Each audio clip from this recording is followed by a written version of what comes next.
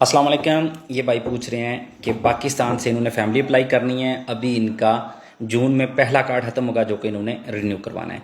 तो क्या ये कब ये कर सकते हैं और कैसे? तो इंशाल्लाह इस वीडियो में मैं आपको कोशिश करता हूँ कि सारी डिटेल बता दूँ कि अगर आपने पाकिस्तान से फैमिली अप्लाई करनी है, ख़ासकर बच्चे और बीवी, क्योंकि बाकी केसेस थोड़े से डिफरेंट हो जाते हैं और वो इतना क्लियर भी नहीं होता। तो इस वजह से मैं आपको सिर्फ वाइफ और बच्चों को अप्लाई करने का तरीका कोशिश करता हूँ कि आपको मुकम्मल तौर पे बता दूँ। लेकिन फिर भी अगर कोई चीज़ जो आजकल तब्दीली हुई है या जो नई वो मांग रहे हैं तो वो आप ज़रूर वीडियो में मतलब कमेंट्स में बताइएगा, ताकि सबके साथ हम आपका कमेंट शेयर कर सकें और सबको आपकी वजह से मालूमात मिल जाए।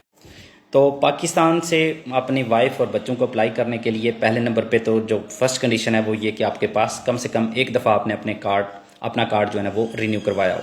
जिस तरह ये भाई कह रहे हैं कि जून में इनका रिन्यू होगा, तो जो भी इनको दोबारा कार्ड मिलेगा, चाहे वो 2 साल वाला हो चाहे वो 4 साल वाला हो, उसके ऊपर ये फैमिली अप्लाई कर सकते हैं। ये है हमारी फर्स्ट कंडीशन। तो एक दफ़ा ये हो गया।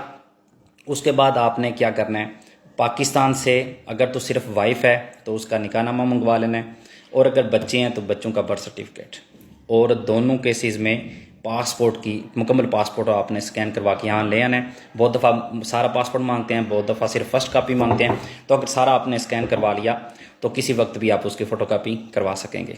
तो ये 3 चीज़ें आपने मंगवा लेनी है, बच्चों का बर्थ सर्टिफिकेट, वाइफ का निकाहनामा और पासपोर्ट्स इनके।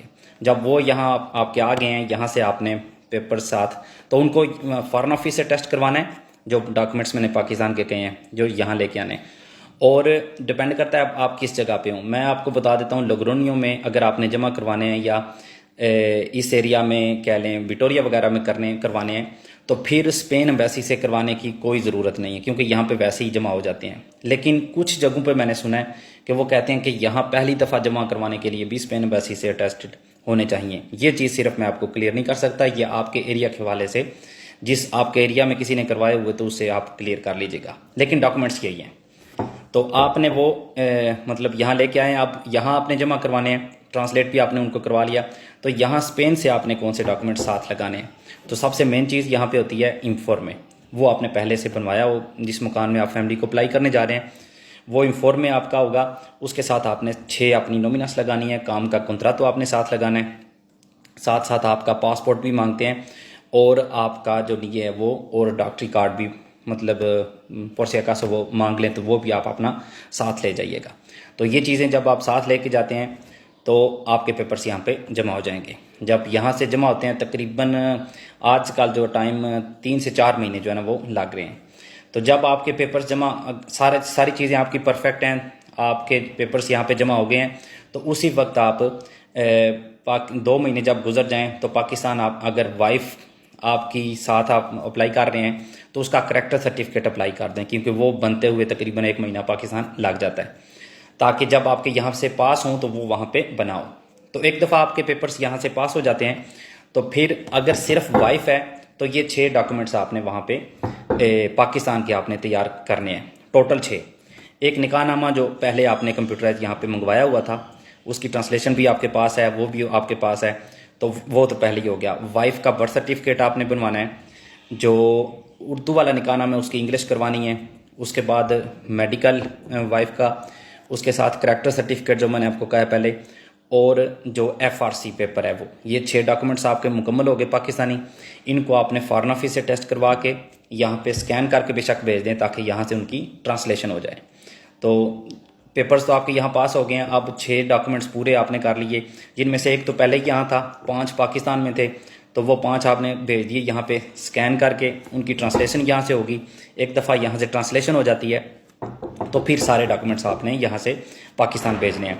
तो जो आप भेजेंगे पाकिस्तानी डॉक्यूमेंट्स छोड़ के कौन कौन से आपने यहाँ से साथ भेजने हैं, 6 पाकिस्तानी हो गए पेपर्स, उनके साथ आपने यहाँ से जो सिलेक्ट लेटर है आपका, वो आपका निये की कॉपी, आपके पासपोर्ट के फर्स्ट पेज की कॉपी, रेसुवार दो जिसके साथ आपने पेपर्स जमा करवाए थे, और अपना डॉक्टरी कार्ड भी पर से कासो फोटो कापी उसकी भी भेज दें। निये और पासपोर्ट लाजमी तौर पे नोटारियों से अटेस्टेड होने चाहिए। जो सिलेक्ट लेटर है ये उस सूरत में टेस्ट करवाना है जब लेटर आपके घर आया हो। अगर ऑनलाइन आपको वो नोटिफिकेशन मिला है तो उसके ऊपर एक कोड होता है जिसके साथ वो वेरिफिकेशन कर लेते हैं, इस वजह से उसकी ज़रूरत नहीं। तो ये पेपर्स आपने स्पेन से पाकिस्तान भेजने हैं 5। नोतारी जो सेलेक्ट लेटर, नीए, पासपोर्ट, रिशवार्डो और डॉक्टरी वाला, ये हो गए। अब उल्टीमामेंटे एक और चीज़ जो मांग रहे हैं वो है आपके ट्रैवल हिस्ट्री। वैसे लीगली तौर पे तो ये आपसे वो मांग नहीं सकते जब तक उनको कोई शक ना हो, लेकिन आजकल वो जमा करते वक्त भी कहते हैं जो बंदा फैमिली मंगवा रहा है उसका पासपोर्ट, आखिरी 2 पासपोर्ट 3 पासपोर्ट उसके उनको चाहिए। वैसे ही वो मतलब मांग रहे हैं, कोई रिक्वायरमेंट में नहीं है। तो अगर आपके पास हैं तो आप वो भी फोटोकॉपी करवा के साथ भेज दें या स्कैन करके कम से कम भेज दें, ताकि जब ज़रूरत पड़े तो वो वहाँ से जमा करवा दें। तो जब आप पेपर सारे पाकिस्तान भेजेंगे, पहले ये होता था कि सिर्फ और सिर्फ आपको मतलब जो पाकिस्तान वाले पेपर्स थे वो सारे आपके वो रख लेते थे TCS ऑफिस में और उनको टेस्टेशन के लिए भेज देते थे स्पेन एम्बेसी। लेकिन अब वो सारे डॉक्यूमेंट्स नहीं लेते, कुछ 1-2 ये हैं जो जिनकी वो अटेस्टेशन करवाते हैं वहाँ से। लेकिन आप अपने मुकम्मल जो है ना वो पेपर साथ लेके 2 महीने के अंदर अंदर वहाँ पहुँच जाएँ। तो वो जो भी पेपर्स उन्होंने रखने हुए वो लेके अटेस्टेशन के लिए भेज देंगे। जब अटेस्टेशन हो जाएगी तो वो आपको कहेंगे बाकी डॉक्यूमेंट्स भी ले आएँ ताकि हम जमा कर लें। एक दफ़ा आप 2 महीने के अंदर अंदर वहाँ पहुँच गए हैं, बाकी अटेस्टेशन में वो 1 महीना लगाएं 2 महीना लगाएं, आपके लिए टेंशन की बात नहीं है, क्योंकि आप टाइम के अंदर एक दफ़ा वहाँ पहुँच गए थे। तो जब आप दोबारा जाएंगे तो फिर आपसे वो वीज़ा फ़ीस भी लेंगे और फ़ोटोज़ भी लेंगे और आपसे आपका टेलीफोन नंबर और ईमेल भी लेंगे। ज़्यादातर वो ईमेल भेजते हैं या टेलीफोन करते हैं। इंक्वायरी सारे केसेस में नहीं होती, कुछ केसेस में इंक्वायरी होती है, कुछ में वो टेलीफोन पे जो है ना वो बात कर लेते हैं या खुद ही जो है वो ऑनलाइन अपना जो कुछ उन्होंने करना होता है वो कर लेते हैं।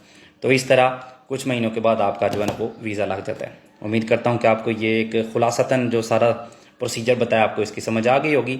लेकिन फिर भी अगर आपका कोई डाउट है तो कमेंट्स में आप पूछ सकते हैं। और अगर कोई तब्दीली हुई है उल्टीमामेंटे आखिरी 1-2 महीने में और आपके केस में वो था तो कमेंट्स में वो भी बताइएगा ताकि सबको उसकी समझ आ जाए। अल्लाह हाफिज़।